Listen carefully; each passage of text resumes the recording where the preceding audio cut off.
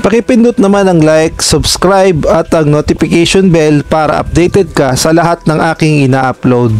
At kung gusto mong magpa-member sa aking channel ay pindutin mo lamang ang join at automatic ka na sa mga shoutout. Nagsimula na nga ang kampanya ng ating kababayang si Elrin Ando para nga ito sa 59 kilograms women weightlifting.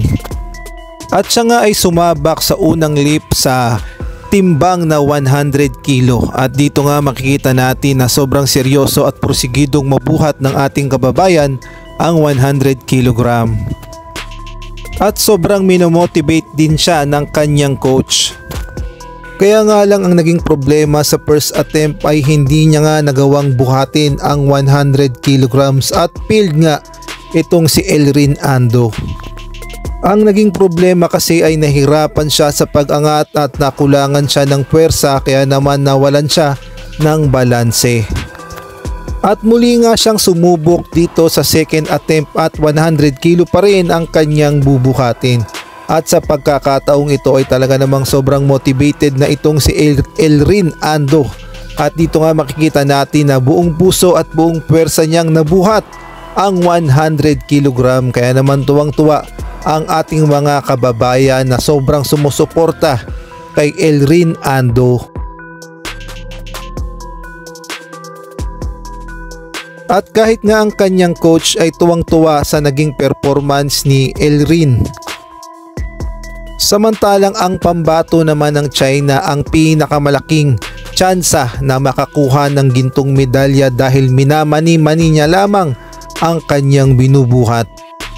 At sa third attempt nga ng ating kababayan ay mas mabigat na ng 2 kilo ang kanyang bubuhatin dahil ito nga ay may timbang na 102 kilo at dito nga ay porsigido pa ring bumuhat ang ating kababayan dahil dito nga nakasalalay ang magiging standing ng Pilipinas sa weightlifting at buong puwersa niya ngang binuhat ang 102 kilos kaya nga lang ang naging problema ay hindi na talaga kinaya ng ating pambato. Ngunit hindi pa naman siya eliminated dahil ang ating ngang pambato ay nakapasok pa sa top 6 ng weightlifting sa 102 kilos.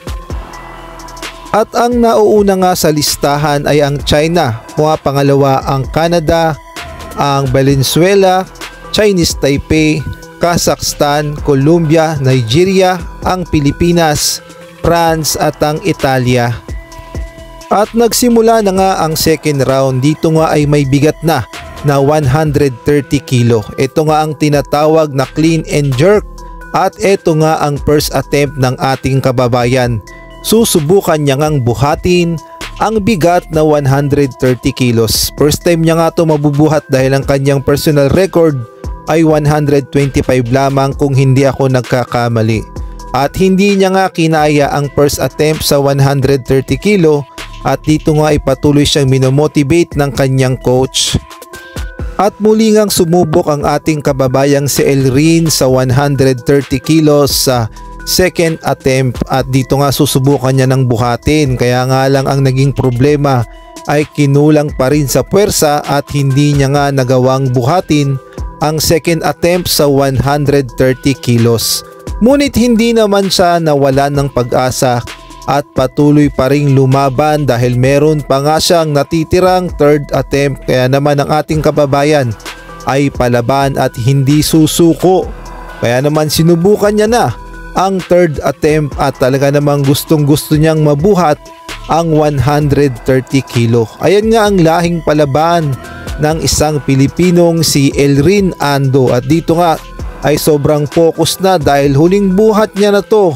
At marami nga ang ginulat ni Elrin Ando dahil nagawa niyang buhatin ang napakabigat na 130 kilo. Nabit niya nga ang kanyang personal record na 125. At sobrang tuwang-tuwa ang ating mga kababayan dahil nagawa ngang buhatin ni Elrin ang 130 kilos. Ngunit hindi na nga pasok si Elrin sa gold medal match at eliminated na nga siya at natapos siya sa pang 6th place. Still proud pa rin dahil nagawa niyang buhatin ang 130 kilos at ang higit sa lahat ay nagawa niyang iangat ang bandila ng Pilipinas sa Paris Olympics. Kaya naman mabuhay ka, Elrin Ando.